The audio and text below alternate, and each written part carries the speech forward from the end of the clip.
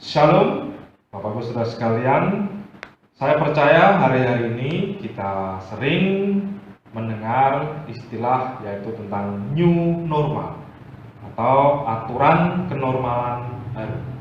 Program ini berisikan sebuah himbauan untuk memulai gaya hidup atau sebuah budaya baru yang mana lebih memperhatikan protokol kesehatan. Tak jemu-jemunya kami selaku gereja mengingatkan supaya kita juga mendukung dan ikut serta membiasakan budaya ini dalam setiap kegiatan di luar rumah. Bapak Ibu, mari biasa rajin cuci tangan atau pakai hand sanitizer, disiplin memakai masker, serta apabila ada kerumunan, jaga jarak. Nah, konsep tentang new normal sejatinya adalah wajar bagi setiap umat Kristen karena saat ini pun kita ada di dalam new normal karena Kristus. Alkitab mencatat dalam 2 Korintus 5 ayat 17, jadi siapa yang ada dalam Kristus, ia adalah ciptaan baru, yang lama sudah berlalu, sesungguhnya yang baru sudah datang. Di dalam Kristus kita adalah makhluk yang baru, manusia yang baru.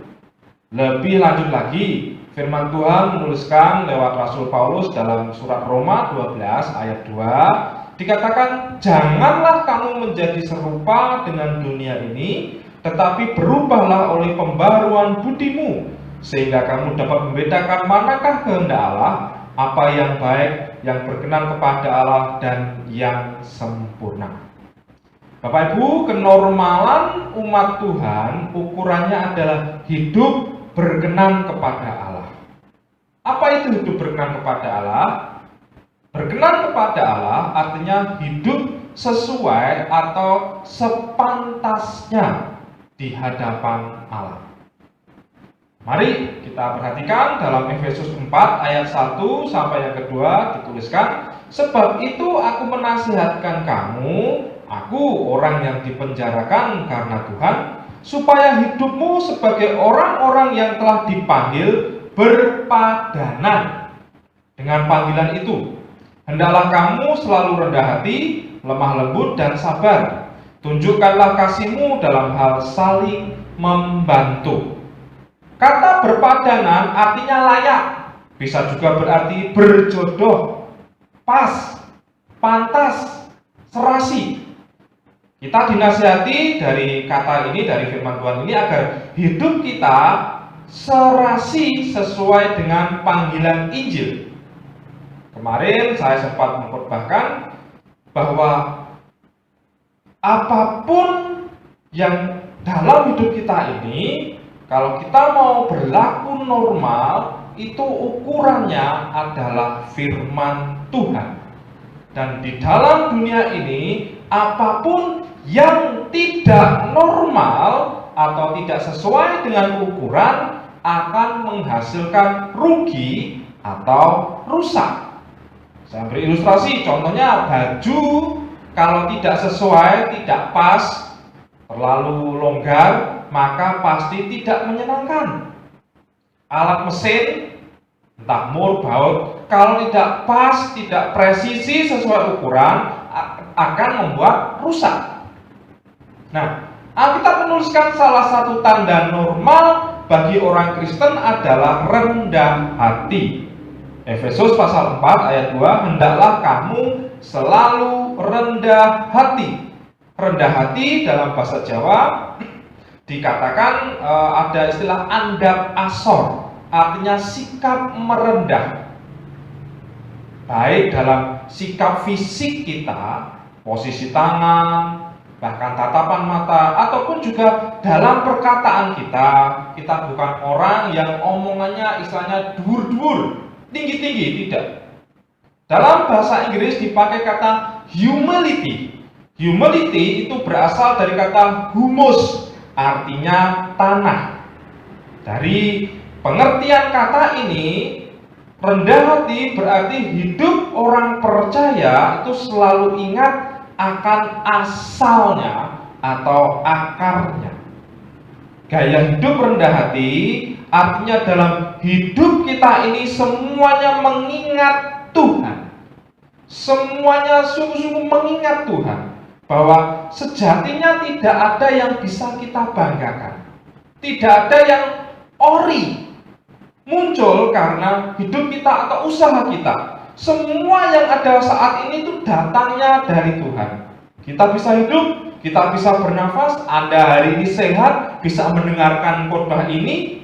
Anda punya berkat, punya fasilitas secara materi, atau Anda berprestasi di sekolah, Anda punya gelar, Anda punya pekerjaan yang baik, punya usaha yang baik. Semua karena Tuhan yang memberikan. Dari pengertian ini, hanya satu yang bisa keluar dari kita, yaitu bersyukur. Orang yang rendah hati selalu mengingat Tuhan, selalu menyadari bahwa semua karena Tuhan. Dan ciri tanda orang yang rendah hati adalah ingat firman-Nya. Bukan saja mengingat hafal ayat, tetapi juga menyukai firman-Nya. Bapak Ibu, kerendahan hati tidak bisa direkayasa. Ya, rendah hati itu adalah urusan hidup kita, hati kita di hadapan Tuhan. Dan itu akan selalu kelihatan saat kita sendiri. Saat Anda sedang menghadapi masalah, apa yang ada di pikiran Anda? Kita mengingat Tuhan, mengingat mujizatnya, atau kita akan terus memikirkan kesedihan hati kita, kekhawatiran kita. Di saat kita kecewa, apa yang menjadi sikap kita? Kalau orang yang rendah hati akan dipimpin oleh Roh Kudus mengingat pengampunan Tuhan, mengingat pengorbanan Tuhan atas dosa-dosa kita, sehingga mudah untuk mengampuni. Sedangkan bagi orang yang sombong, akan terus mengingat sakit hatinya. Bapak Ibu, dalam harta pun juga sama. Rendah hati akan menyadarkan bahwa segala berkat atau titipan Tuhan adalah tanggung jawab untuk menjadi berkat bagi orang lain. Sekali lagi, rendah hati ini tidak bisa direkayasa. Beda dengan sopan santun, beda. Ini urusan hati kita di hadapan Tuhan. 1 Petrus 5 ayat 5-6 firman Tuhan berkata, demikian jugalah kamu hai orang-orang muda, tunduklah kepada orang-orang yang tua, dan kamu semua rendahkanlah dirimu seorang terhadap yang lain, sebab Allah menentang orang yang congkak, tetapi mengasihani orang yang rendah hati. Karena itu, rendahkanlah dirimu di bawah tangan Tuhan yang kuat, supaya kamu ditinggikannya pada waktunya. Bapak Ibu, new normal, yaitu bicara tentang rendah hati. Mari kita akan terus berlatih di dalam pimpinan Allah Roh Kudus untuk semakin rendah hati. Tuhan Yesus memberkati.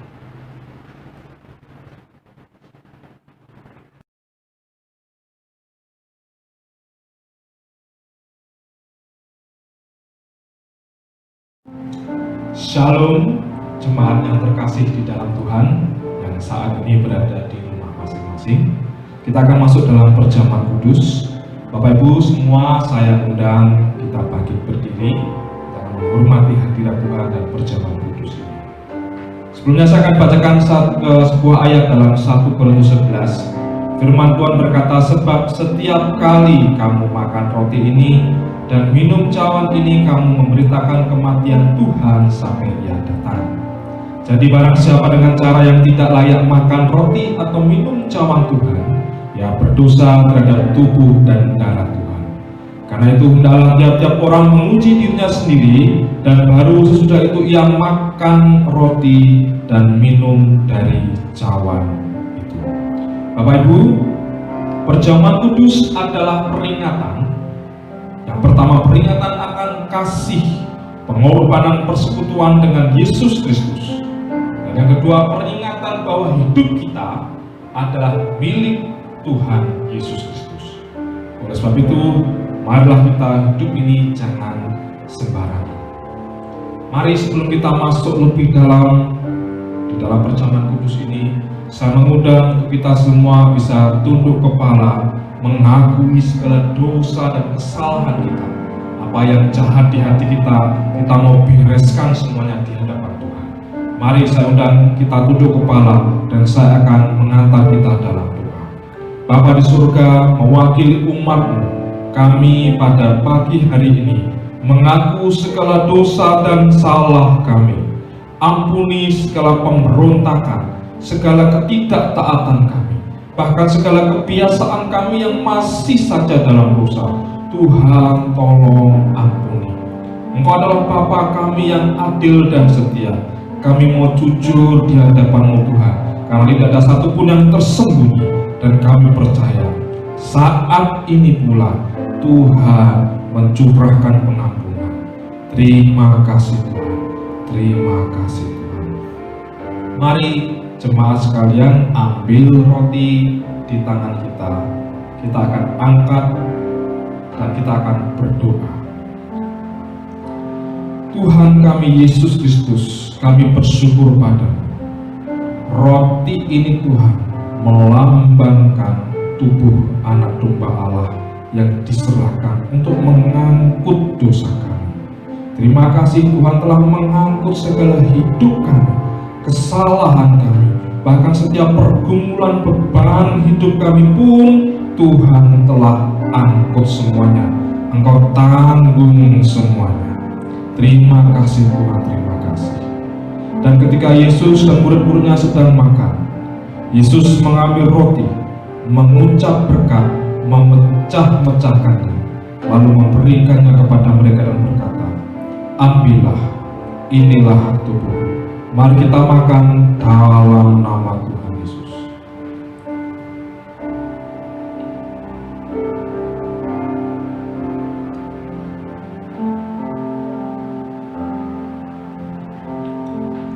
Amin. Mari jemaat ambil cawan anggur dan angkat di tangan kanan kita. Kita berdoa. Cawan anggur ini Tuhan melambangkan darah anak domba yang kudus dan tak bercacat celah, darah yang ditujukan untuk pendamaian dosa-dosa kami. Engkau yang telah membersihkan, menyucikan segala kotornya hidup kami. Terima kasih Tuhan, bahkan firman-Mu berkata, oleh kuasa darah Kristus Yesus, bilur-bilur Tuhan menyembuhkan. Hidup kami diperbarui, kami menjadi ciptaan baru. Setelah itu yang mengambil cawan mengucap syukur, lalu memberikannya kepada mereka dan berkata kepada mereka, inilah darahku, darah perjanjian yang ditumpahkan bagi banyak orang. Mari kita minum dalam nama Tuhan Yesus.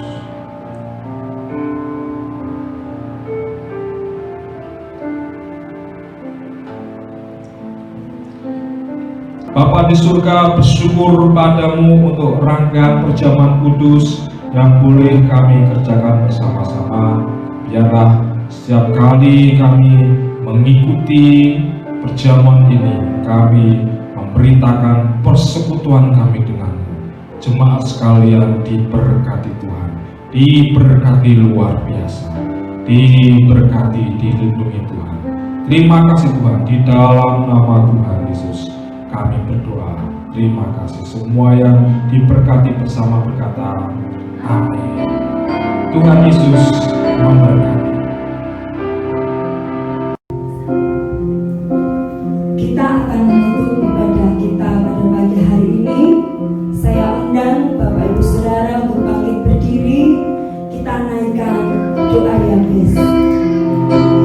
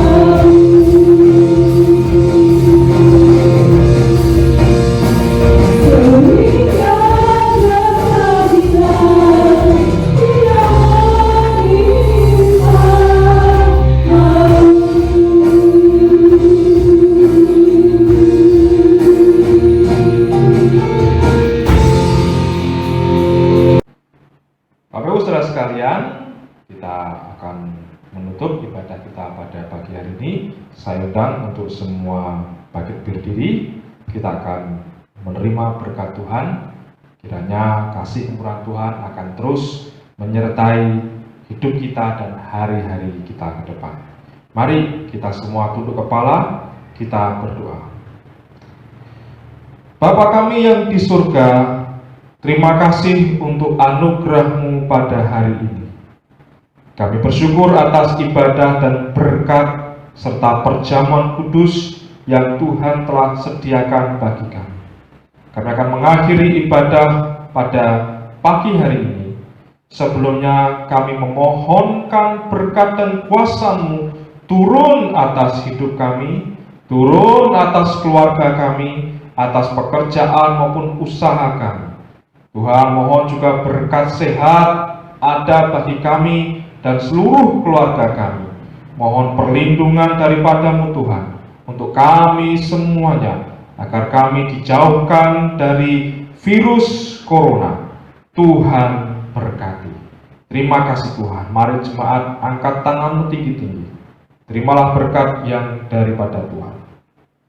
Kiranya damai sejahtera dari Allah Bapa, kasih karunia dalam Anak Allah Yesus Kristus, serta hikmat penyertaan dan persekutuan dalam Allah Roh Kudus menjadi milik keluarga kami hari ini sampai selama-lamanya. Semua yang terima berkat Tuhan bersama kita berkata, Amin.